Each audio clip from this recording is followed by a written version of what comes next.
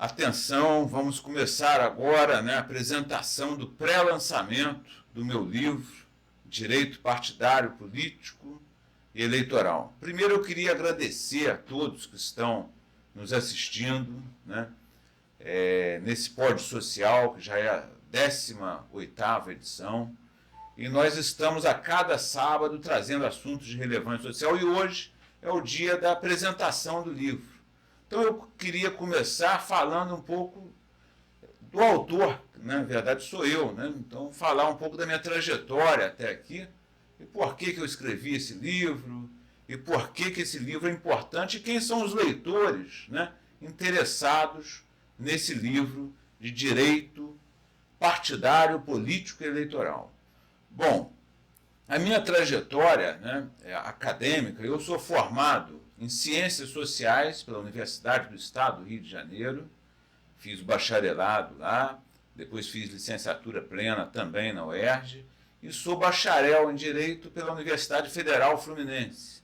Depois fiz prova da OAB, passei a ser advogado, fiz pós-graduação na Escola da Magistratura do Estado do Rio de Janeiro e mestrado em Direito Eleitoral, Direito Político, na Universidade Cândido Mendes.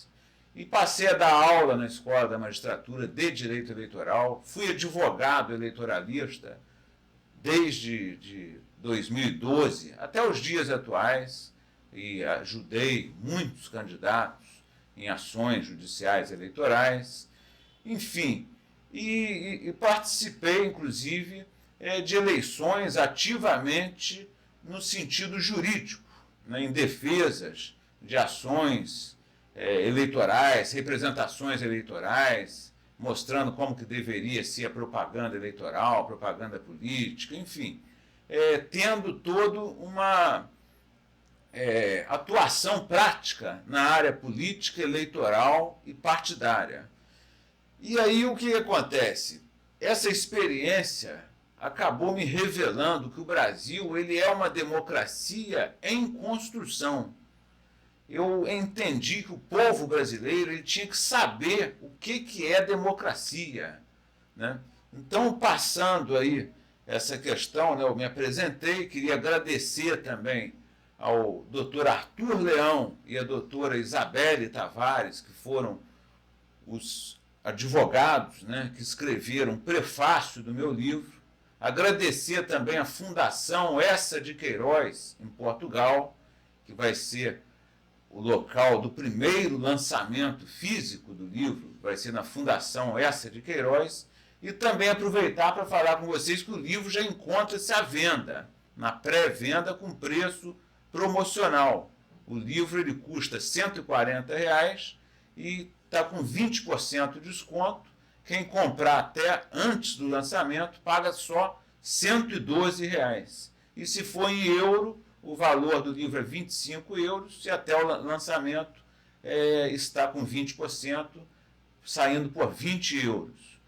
E aí, quem quiser mais informações, basta entrar no site, fazer o pedido do seu exemplar, que será reservado, embora mais de 40% da tiragem já esteja reservada e comprada antes mesmo do lançamento oficial. Então, passada essa questão da minha apresentação, eu criei aqui um slide no PowerPoint para a gente falar sobre os temas do livro. Embora eu vá falar de forma geral, é uma apresentação, e quem quiser saber com mais profundidade tem que ler o livro. Então está aí a tela inicial, que tem a capa do livro, falando do lançamento. Eu agradeço também demais a Adriana, diretora da editora Letras Virtuais, pessoa espetacular, de alta competência, que faz dessa editora Letras Virtuais ser uma das mais renomadas e de maior qualidade do Brasil e da América Latina. Então, eu vou passar aqui para o tema da apresentação. Eu dividi a apresentação em 4 temas que eu vou falar, que é exatamente a democracia, o conceito de democracia, que vem falando no livro, a questão relativa ao direito partidário em si, direito político, depois direito eleitoral e depois passarei às considerações finais. Então, começando com a democracia, eu vou passar aqui o slide, e aqui eu criei, então, um sistema, né, representativo aqui, demonstrando a diferença entre uma democracia partidária, que é a democracia brasileira é uma democracia partidária, para uma democracia substancial, que é a democracia que todos queremos, que o Abraham Lincoln falava. O Abraham Lincoln falava que o poder, né, é do povo, para o povo e pelo povo. Isso Abraham Lincoln, que foi o maior democrata que já teve na história dos Estados Unidos, ele defendia. E hoje nós temos, inclusive, uma guerra envolvendo a democracia. Uma guerra entre Rússia e Ucrânia, a Rússia defendendo a autocracia, que é o governo de um só, e a Ucrânia defendendo a democracia. E a minha posição é do lado da Ucrânia. Minha posição é igual a que o presidente de Portugal falou, o doutor Marcelo Rebelo, pela democracia. Eu tenho essa posição, e o livro também é um livro pela democracia. Não é um livro para defender oligarquias, nem para defender autocratas e nem ditaduras. É um livro técnico de direito político, partidário, eleitoral, em defesa da democracia. Então, a democracia partidária está aqui. Ó. O que é democracia partidária? Ela é um meio caminho entre a autocracia e a democracia substancial. O Brasil, hoje, ele vive a democracia partidária. E eu busquei no livro raízes históricas para isso.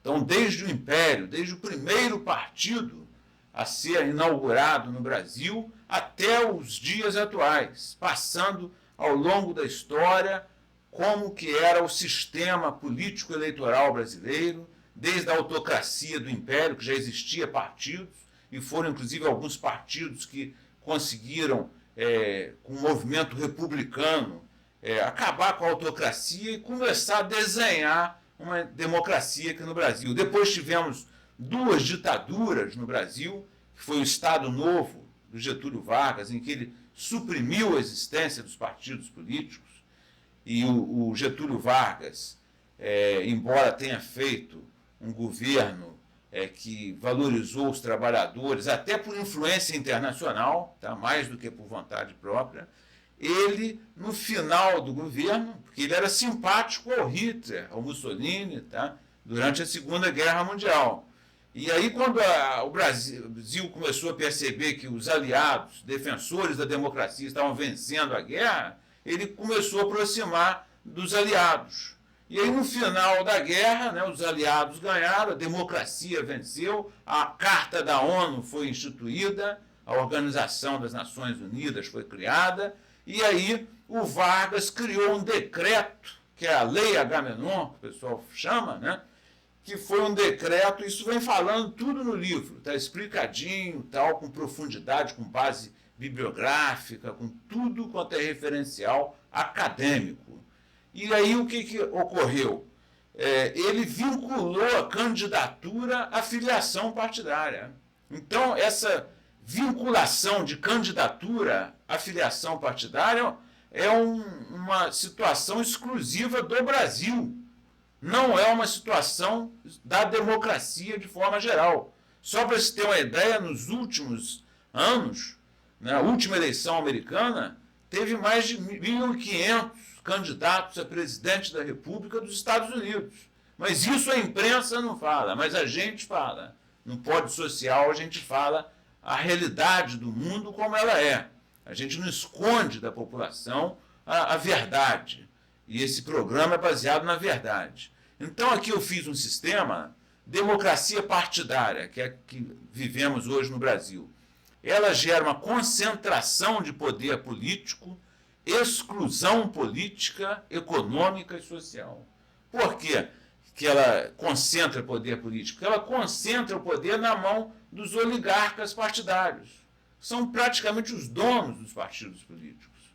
Ou seja, os dirigentes que criaram os partidos políticos, principalmente na década de 80. E o livro vem falando tudo sobre isso.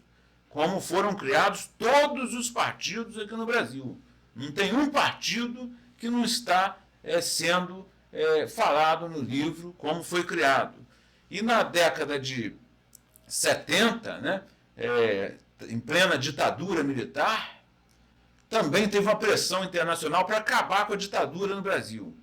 E aí o governo Figueiredo criou uma lei orgânica dos partidos políticos, que autorizava a criação de partidos políticos por apenas 101 pessoas. Não tinha apoiamento mínimo, é bom deixar isso claro. O apoiamento mínimo de quase 1 milhão de pessoas, que está no livro, é 0,5% do eleitorado, dividido por 1/3, isso aí veio com a Constituição de 88. Quer dizer, que era para democratizar ainda mais o país, a Constituição, nesse tema específico, ela desdemocratizou, que antes podia criar partido com 101 pessoas, e depois passou a exigir o apoiamento mínimo de 0,5% do eleitorado. Isso a população não sabe. Então, hoje, a dificuldade de criar um partido político é enorme por conta do sistema, né, da democracia partidária, que é defendida pela oligarquia partidária. Isso aí gera concentração de poder político, e no estudo, né, no livro, demonstra que essa concentração de poder político ela acaba acarretando também a exclusão política. A pessoa que quer participar da política, a pessoa do povo que quer participar, ela não consegue, porque os partidos não dão oportunidade a quem quer participar do destino político do país. Isso aí é contra a democracia, porque a democracia é o povo, é o poder do povo, pelo povo e para o povo. Então o Brasil hoje vive a democracia partidária, está lá no telão, olha lá, vem ali, ó, democracia partidária, aí eu coloquei uma seta para o povo, aí o povo, olha lá, partido político, entendeu? O povo não tem acesso direto ao poder, por exemplo, como na democracia substancial. Porque não é que o partido político não deva existir. O partido político é importantíssimo para a democracia. Mas a democracia não pode ser baseada apenas em partido político. Tanto é que a maior ditadura do mundo hoje, ela é baseada na existência de um único partido político. Eu não vou falar nem o nome aqui do país, mas todo mundo sabe que é praticamente uma das maiores potências econômicas da atualidade, que está brigando pela questão de quem vai ser a maior potência mundial aí nos próximos anos, econômica, mas a maior potência econômica, tirando a democrática, os Estados Unidos, né, a Europa, que são democráticos, é uma autocracia baseada num único partido político.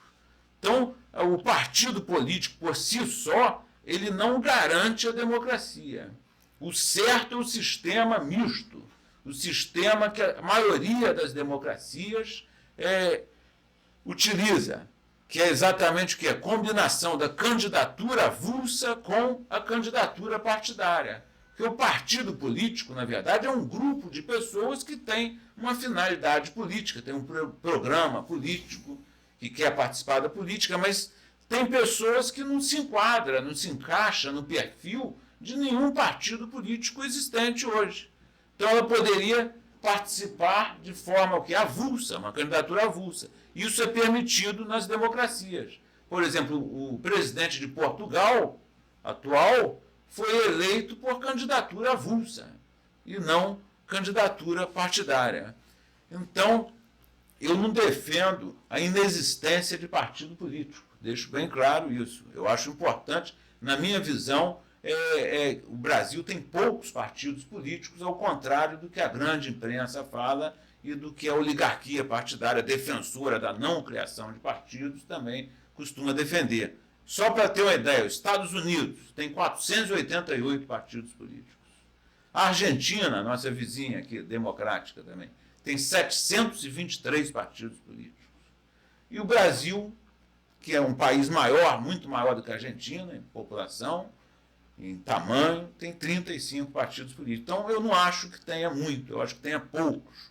Na verdade, eu defendo que cada um possa criar o seu partido. O partido vai crescer ou não de acordo com a seleção política natural. Seleção natural política. Os Estados Unidos, o pessoal fala Partido Republicano e Partido Democrata, são os dois maiores, mas foi uma seleção política natural, não foi uma criação de cima para baixo. Lá é fácil criar um partido político.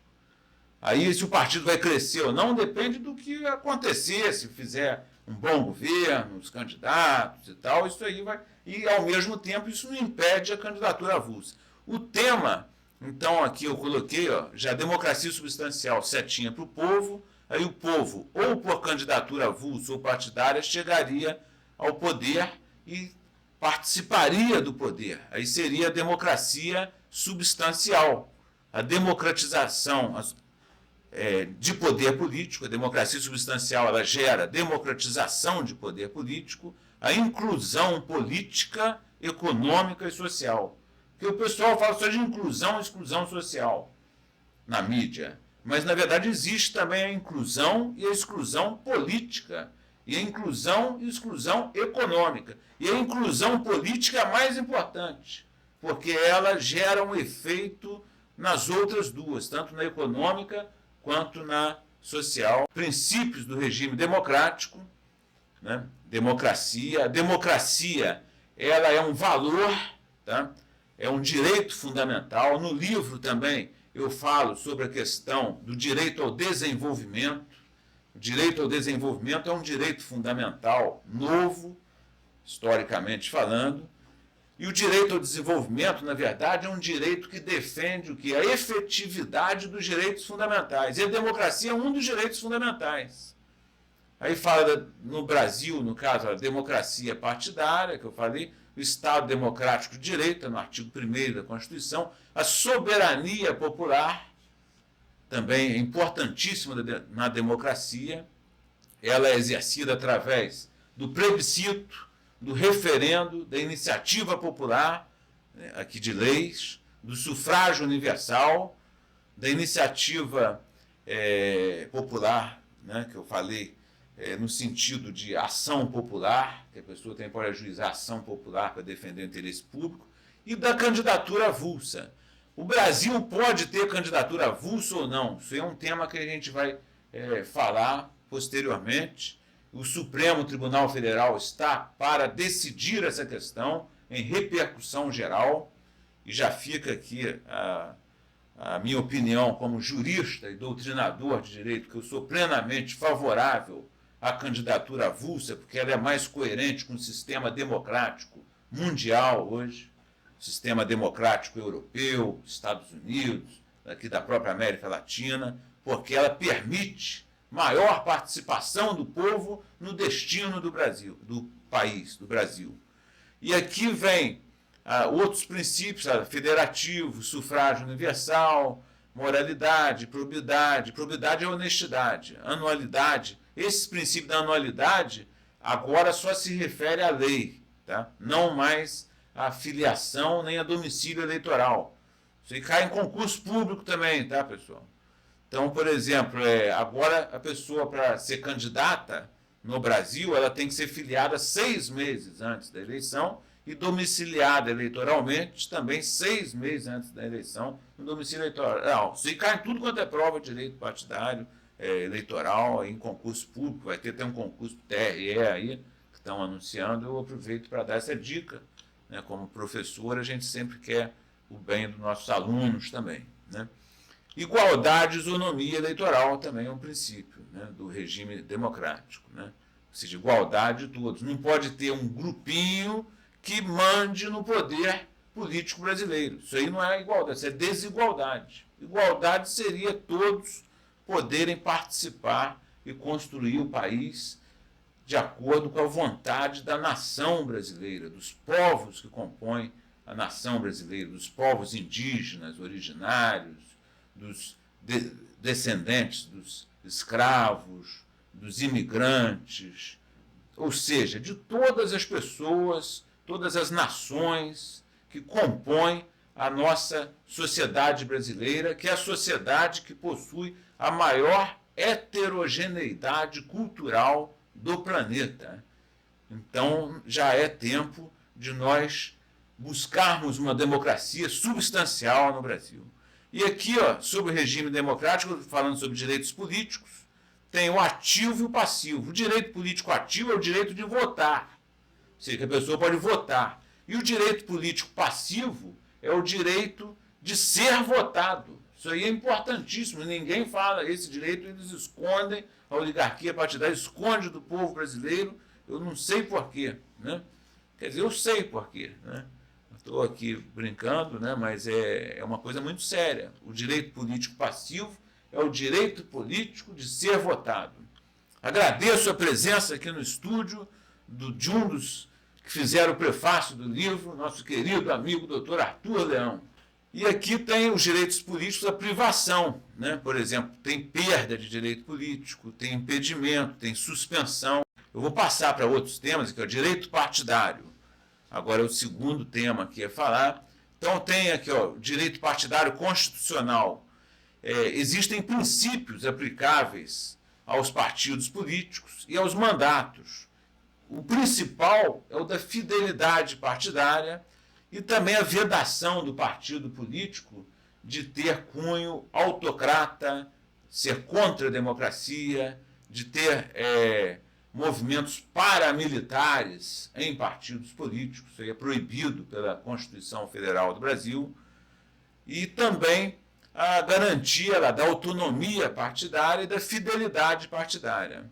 A fidelidade partidária é que o mandato, né, eleitoral, o mandatário, né, o deputado, o senador, ele fica vinculado ao partido político, às determinações do partido político. Isso aí pouca gente sabe disso aqui no Brasil, por isso que é importante ler o livro, porque o livro aprofunda a matéria. Por exemplo, se um deputado for votar uma questão no Congresso Nacional e o dirigente partidário falar, você tem que votar sim, e o deputado votar não, o deputado pode ser expulso do partido e perder o mandato. E entra o suplente no lugar dele.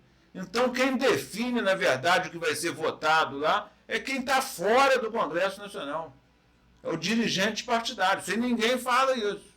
Agora, tem algumas questões, né, de direito partidário que são exceções. Por exemplo, se o deputado estiver sendo perseguido pelo partido e tal, ou se o partido começar a modificar muito o programa partidário, ele pode manter o mandato com ele, mesmo saindo do partido. Há exceções, há 4 exceções que estão também no livro.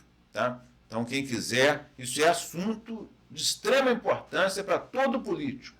Esse livro é direcionado aos políticos, assessores, aos advogados eleitoralistas, aos magistrados eleitorais, aos promotores eleitorais e à população, ao povo que quer participar da definição política do país. Esse livro é bem indicado a todos que querem construir a democracia no Brasil. Então, aqui tem situações de infidelidade partidária também, né, que se o deputado ele realmente não segue o partido, e o partido está defendendo uma questão que não seja de perseguição pessoal, mas uma questão de interesse público, ele pode ser excluído do partido e perder o mandato. Então, o mandato ele pertence ao partido ou ao detentor do mandato? Essa é a pergunta mais importante aqui de direito partidário e o livro fala exatamente a quem pertence. Passei aqui para um caso concreto, aqui, só para dar um exemplo para as pessoas. João é eleito vereador do município X pelo partido PX. No primeiro ano de mandato, João resolve pedir seu desligamento do partido PX e se filia ao partido PZ.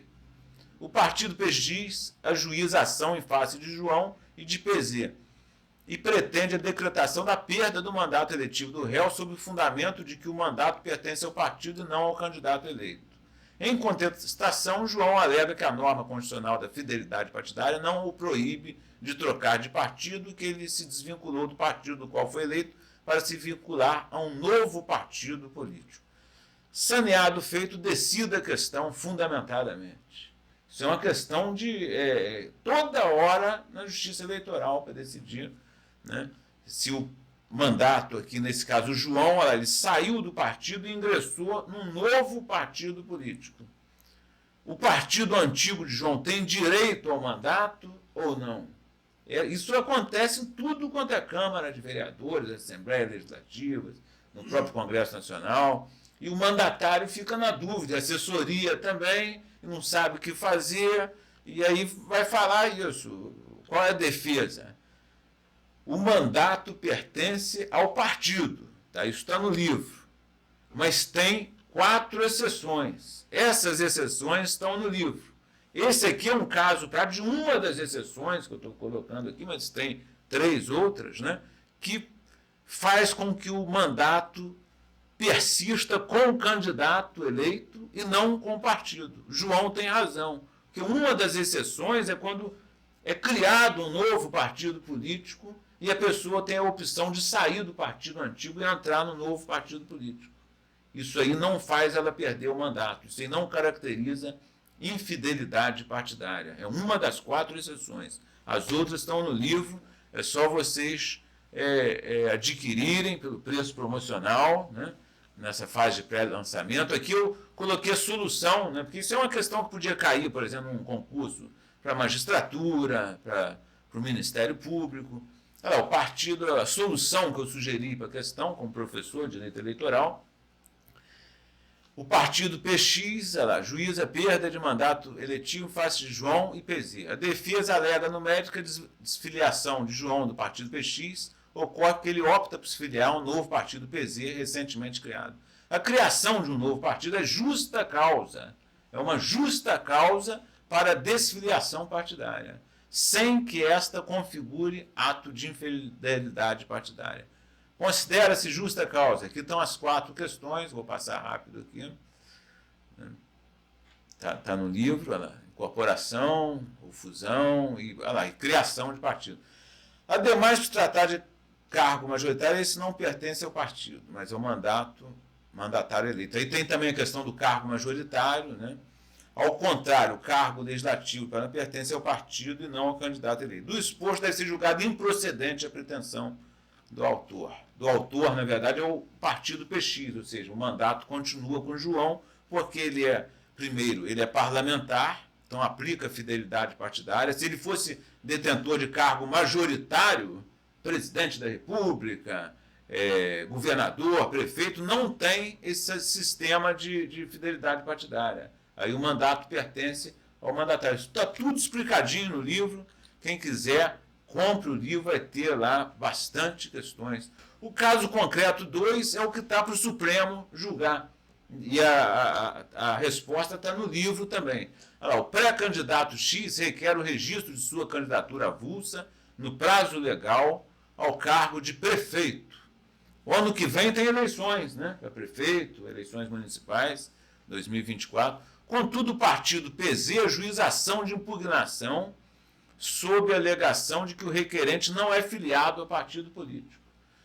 Em contestação, o réu alega que sua candidatura é baseada no artigo 23 do Pacto de São José da Costa Rica, combinado com o artigo 5º da Constituição. O Ministério Público opina pelo indeferimento do registro do candidato X. Conclui os autos para aprovação de sentença. Qual a definição do Supremo Tribunal Federal para candidatura avulsa? Isso está no livro também, né, num julgado de relatoria do ministro Barroso, né, e ainda não foi julgado, mas está no livro qual é a tendência, né, se vai poder ter candidatura avulsa ou não. Inclusive é um tema que deveria ser julgado esse ano, né, até para facilitar a democratização do país nas eleições do ano que vem. Então, no livro explica tudo isso. Partido político, né? Aqui tem outro sistema, princípios, a autonomia partidária e fidelidade partidária, são os 2 principais partidos ligados ao partido político. Vedações constitucionais, eu já falei que é questão paramilitar, partido não pode ter isso, nem defender a autocracia. A natureza jurídica do partido político, é uma pessoa jurídica de direito privado, é um direito fundamental também, né? E está lá no artigo 44, 5, quinto, né, do Código Civil, a natureza jurídica do partido político, é uma pessoa jurídica de direito privado. Então, isso aí é sobre direito partidário, ainda falando, ela conceito, ela fidelidade partidária, ela é o conceito. O que é fidelidade partidária? Impõe que o mandatário popular paute sua atuação pela orientação programática do partido pelo qual foi eleito.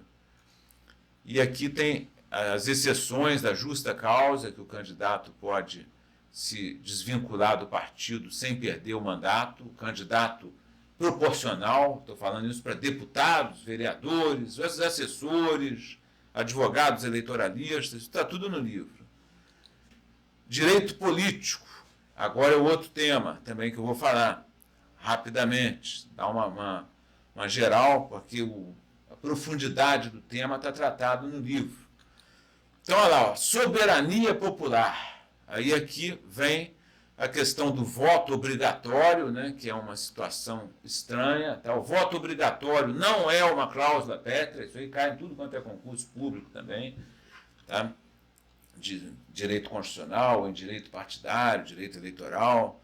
Porque o voto obrigatório ele não é uma cláusula pétrea. Porque o correto mesmo no sistema democrático seria o voto ser facultativo. Por que a pessoa tem que ser obrigada a ir votar? Tem gente que não quer votar. Ela não se identifica com nenhum candidato, não quer votar. Ela é obrigada a ir até lá, gastar passagem, dinheiro, às vezes de transporte, apertar lá na urna nulo, ou voto em branco. Quer dizer, qual o objetivo disso? Não seria mais fácil colocar o voto facultativo? E pode ser feita essa mudança na Constituição, porque o voto obrigatório não é uma cláusula pétrea. O voto universal é cláusula pétrea. Tá? O voto secreto é cláusula pétrea. Mas o voto obrigatório não é. Então, isso é o direito de votar. Então, a soberania popular ela é exercida pelo direito de votar e também pelo direito de participar, ou seja, o direito de ser votado. Aqui, ó. Eu coloquei uma seta aqui, ó, a candidatura vinculada a partido em cima, que é a situação da democracia partidária hoje existente no Brasil, e candidatura avulsa, uma interrogação, repercussão geral no Supremo Tribunal Federal. Direito de ser votado. Hoje o brasileiro está com o seu direito de ser votado alijado. Por quê? Porque ainda não foi decidida essa questão que já deveria ter sido, né, inclusive colocada na Constituição Federal, né, expressamente, e o Brasil ele participa da Convenção Americana dos Direitos Humanos, conhecida como Pacto de São José da Costa Rica, e o artigo 23 prevê a candidatura avulsa. E esse Pacto de São José da Costa Rica é um tratado internacional de direitos humanos, foi recepcionado pelo Brasil pelo Decreto Presidencial 678 de 1992. Então, na verdade, a candidatura avulsa, juridicamente, ela já existe no país. Tá? Porque ela é uma norma, seria uma norma supralegal. Igualmente, foi adotado a prisão civil, a proibição da prisão civil pelo Pacto de São José da Costa Rica, e o Supremo proibiu a prisão civil do depositário infiel, e está prevista no artigo 5º da Constituição a prisão civil, mas foi suprimida por quê? Porque o Tratado Internacional de Direitos Humanos, o Pacto de São José da Costa Rica, é uma norma supralegal já definida pelo Supremo Tribunal Federal, então ele prevalece sobre a lei que previa prisão civil do depositário infiel. Igual a candidatura avulsa, que deve prevalecer sobre a lei que proíbe a candidatura avulsa. Tem uma lei expressamente proibindo a candidatura avulsa. Só que essa lei não pode prevalecer sobre uma norma de um tratado internacional que tem natureza jurídica de norma supralegal. Tudo isso está no livro, pessoal. E está dependendo desse julgado aí do Supremo Tribunal Federal, que está na relatoria do ministro, né, do eminente ministro Luiz Roberto Barroso, que é um constitucionalista renomado aqui no Brasil, uma pessoa altamente respeitada no mundo jurídico e de uma serenidade, de uma autoridade jurídica muito grande. Bom, o direito de participar também faz parte da soberania popular, pela iniciativa popular de leis, que eu já falei aqui, ou pela ação popular. Qualquer cidadão pode ajuizar uma ação popular quando o interesse público é violado.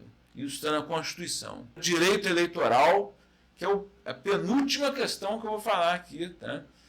No nosso tema, né? Que eu já não sei quanto tempo já dura, mas vai passar um pouquinho, que não tem jeito, é um tema extremamente importante para o povo brasileiro. E vamos lá, direito eleitoral. Só esse esqueminha, mostra esqueminha para eles. O direito eleitoral subdivide em direito substancial eleitoral e direito, voltando aqui, e direito processual judicial eleitoral. Aí aqui tem direito eleitoral substancial, questões importantes. Condições de elegibilidade, que estão aqui na Constituição, artigo 14 da Constituição. Então, fala aqui da questão das condições de elegibilidade. Né? Essas condições de elegibilidade, está aqui, parágrafo 3º, são condições de elegibilidade. Parágrafo 3º do artigo 14. Cai tudo quanto é concurso público. Tá?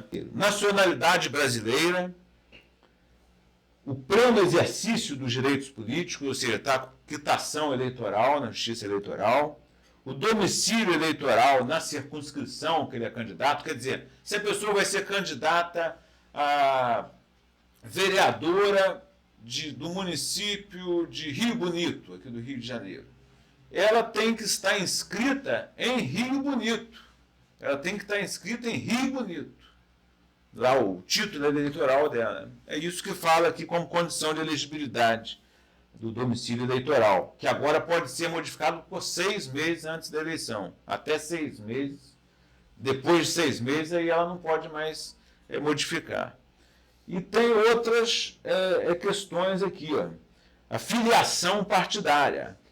É o inciso 5º, né, que é o que está sendo discutido no Supremo Tribunal Federal. Se a filiação partidária é uma condição de elegibilidade só para os candidatos partidários ou se ela impede a candidatura avulsa. Esse que é o ponto controvertido que está sendo discutido no Supremo Tribunal Federal. Eu acredito que a tendência é pela candidatura avulsa, porque é mais democrática e participa o povo, né, mais das eleições, de participar do poder político. Dá mais chance ao povo de participar do destino do país. E são essas. Aí aqui, depois do domicílio eleitoral, inelegibilidades, que eu já falei, também uma matéria de direito eleitoral, está no livro também. Por exemplo, se a pessoa teve as contas reprovadas, um mandatário candidato à reeleição, a prefeito, ele teve as contas reprovadas pelo TCE, Tribunal de Contas do Estado, ele pode ser candidato ou ele é inelegível? Se ele tem uma condenação criminal, ele pode ser candidato ou ele é inelegível? E isso também é uma questão de discussão e está no livro. O livro fala dessas questões. Tempo mínimo de filiação, já falei, pré-candidatura, que são as fases lá do direito eleitoral. Tem a pré-candidatura, que é a fase em que a pessoa pode fazer propaganda intrapartidária, que é uma espécie de propaganda política. Por exemplo, tem 2 pré-candidatos a prefeito do município do Rio de Janeiro, por exemplo, pelo mesmo partido. Vai ter uma convenção que vai votar qual dos 2 será o candidato do partido. Então, naquele período ali, pré-convenção, tem a possibilidade da pré-candidatura, né, e da propaganda política intrapartidária, que é uma espécie de propaganda política. Nós vamos ver aqui, tem 4 espécies de propaganda política. O livro fala também sobre isso, e é importante as pessoas, né, convenções partidárias. A candidatura é a partir do momento em que a pessoa inscreve como candidato. Na verdade, quem inscreve a pessoa como candidata é o partido político hoje pelo sistema brasileiro. Tem um sistema próprio ligado ao TCE, TRE, à Justiça Eleitoral, que é vamos dizer, uma plataforma que o partido tem acesso, então ele coloca o nome lá do candidato a vereador, do candidato a prefeito e tal. E se o partido esquecer de colocar o nome do candidato a vereador do município X, o que ele pode fazer? É um assunto importante e de muita dúvida na época da eleição. E ele pode, sim, tem um recurso jurídico, que nós eleitoralistas sabemos que ele pode se inscrever e ser candidato se há esse esquecimento. Por isso que esse livro é importante para a gente incluir politicamente o povo brasileiro no destino do Brasil. Então tem a propaganda eleitoral, também que é assunto de direito eleitoral, propaganda política, né? E aqui direito processual judicial eleitoral. AIRC, AIGE, RE e AIME. São as 4 espécies de ações eleitorais. AIRC é ação de impugnação de registro de candidatura. AIGE é ação de investigação judicial eleitoral. RE é representação eleitoral. Por exemplo, tem uma propaganda eleitoral abusiva, né? Um outdoor, por exemplo. Pode colocar outdoor como propaganda eleitoral? Não, na eleição é proibido. A pessoa coloca um outdoor e alguém vai lá, né, algum legitimado, e faz uma representação eleitoral. Aquilo ali gera uma ação judicial na Justiça Eleitoral que tem esse nome de representação eleitoral, mas a natureza jurídica é de ação judicial eleitoral. Isso cai em tudo quanto é concurso público. E pega todo mundo. O cara olha, pô, representação não tem natureza de ação, e é uma ação judicial eleitoral. E a AIME, que é a ação de impugnação de mandato eletivo. Aqui é propaganda política, que eu acho que é o assunto de maior interesse hoje a quem quer assessorar candidatos no ano que vem, aos pretensos candidatos do ano que vem nas eleições municipais, e aos assessores, advogados eleitoralistas, aos juízes eleitorais, aos promotores eleitorais e aos que vão fazer concurso público para o TRE, que tem um concurso público para o TRE aí em andamento. Bom, a propaganda política, ela tem princípios: legalidade, liberdade de expressão, comunicação, de informação, veracidade. Aí entra na questão das fake news. Fake news é proibido por quê? Porque fake news é uma propaganda mentirosa. Então, quer dizer, a propaganda política ela é livre na época certa, no momento certo, pela Constituição, pela lei, mas tem que ter o quê? Tem que ser atrelada à veracidade. Ela não pode ser uma propaganda mentirosa, falsa, senão, se for pela internet, é uma fake news, e se for por um folheto tal, também é proibida, porque viola o princípio da veracidade. Princípio da isonomia, todos têm o mesmo direito de fazer propaganda política. O controle judicial, está lá poder de polícia, que é feito pelo juiz. E as responsabilidades, ou seja, o princípio da responsabilidade política, que se desdobra em responsabilidade civil, criminal, administrativa, e tem a responsabilidade política em si, que são os casos de impeachment, que eu não coloquei aqui, mas que é uma responsabilidade política, não é jurídica, por isso que eu não coloquei aqui. Mas aqui tem a civil, criminal e administrativa. E aí tem as sanções. Se a pessoa viola a legalidade da propaganda política no direito eleitoral, ela pode sofrer sanções, desde da multa, de uma simples multa eleitoral, até a inelegibilidade, tá? E a cassação de registro de candidatura, cassação de diploma e cassação de mandato. A pessoa pode estar exercendo o mandato e ser cassada diante de ter infringido regras de propaganda política anteriormente. E aqui, ó, a propaganda, as espécies de propaganda política, tá? Propaganda política é um gênero.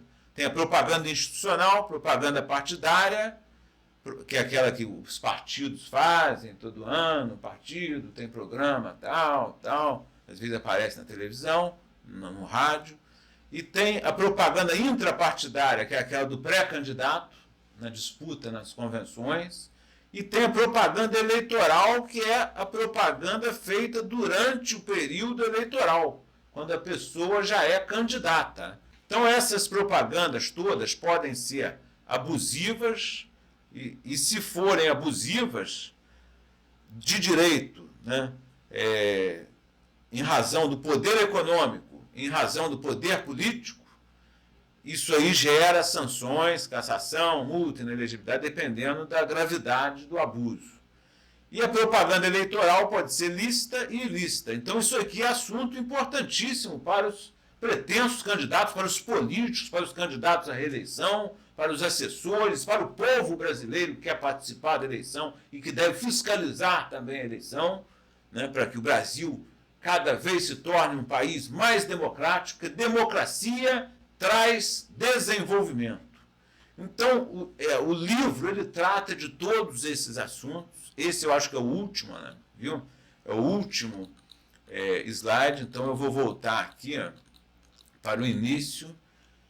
Tá? Quem quiser adquirir o livro, é só acessar o site www.advgilsondias.com.br e clicar lá no link de reserva, e aí é direcionado ao WhatsApp do autor do livro, ao meu WhatsApp, e lá a gente explica como que tem que ser feito o pagamento, que hoje está promocional, R$ 112, 20% de desconto, porque o preço do livro é 140, e em euros, de 25 euros, está por 20 euros.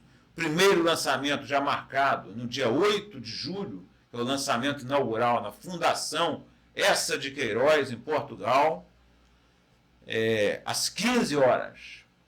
Esse livro vai ser lançado em Portugal, e depois, de agosto a novembro, eu vou lançar esse livro em várias partes do Brasil: Rio de Janeiro, Niterói, São Paulo, Belo Horizonte, Minas Gerais como um todo, sul do país, norte, nordeste. A gente vai percorrer Brasília, o Brasil, lançando esse livro de acordo com um cronograma que vai ser estabelecido em parceria minha com a editora Letras Virtuais, que eu queria agradecer novamente, na pessoa da sua diretora, né, Adriana Weissman, uma pessoa maravilhosa, espetacular, que dirige essa editora, que é uma das melhores, como eu já falei, do Brasil e da América, né? E Portugal, né? Olha a coincidência, né? A gente já vai chegar no encerramento, e eu queria falar da coincidência. Essa apresentação do pré-lançamento hoje, no dia 13 de maio, foi uma coincidência, tá? Porque todo sábado eu faço um pódio social, inclusive no sábado que vem já tem um pódio social marcado, que vai participar o Juvino, né, que é um presidente de sindicato importante aqui em Niterói, e vai vir um advogado previdencialista falar sobre a revisão da vida toda, que é um assunto que interessa a todos. Então já está marcado para o sábado que vem. Mas a coincidência que eu estou falando é no sentido do livro vai ser lançado em Portugal. E hoje era um sábado que não tinha nenhum pódio social marcado. Eu falei, marca o pré-lançamento para esse sábado, dia 13. E foi assim uma coisa espontânea, sem programação, sem saber assim, o que era o significado desse sábado, né? E aí o livro vai ser lançado em Portugal, né, inicialmente. Aí hoje eu me surpreendi, né, quando eu acordei, fiquei até emocionado. Hoje é o dia de Nossa Senhora de Fátima, comemorado em Portugal. E Nossa Senhora de Fátima, ela apareceu em Portugal, né? E a minha mãe era devota, né, de Nossa Senhora de Fátima. Então, isso aí foi uma coincidência, uma feliz coincidência, né? Porque a minha mãe sempre esteve presente nos momentos mais importantes da minha vida. Eu peço até desculpa pela emoção, né? E amanhã é o Dia das Mães, né? E eu tenho certeza que ela está assistindo apresentação, né, da onde ela estiver, junto com Deus, Jesus e Nossa Senhora de Fátima. Bom, pessoal, então eu queria encerrar, agradecer a todos, tá, que acompanharam. Esse livro ele já é um sucesso, entendeu? Já é um sucesso porque muitas pessoas já encomendaram e já vai servir para trazer paz a esse mundo, né, que precisa disso, né? Menos guerra e mais paz. Então, parabéns aí a todo o povo brasileiro. Desculpe aí pela emoção, mas não tem como, né, terminar. Então, agradecendo a todos. Muito obrigado a todos que participaram e escutaram esse lançamento, esse pré-lançamento desse livro. Um abração a todos aí.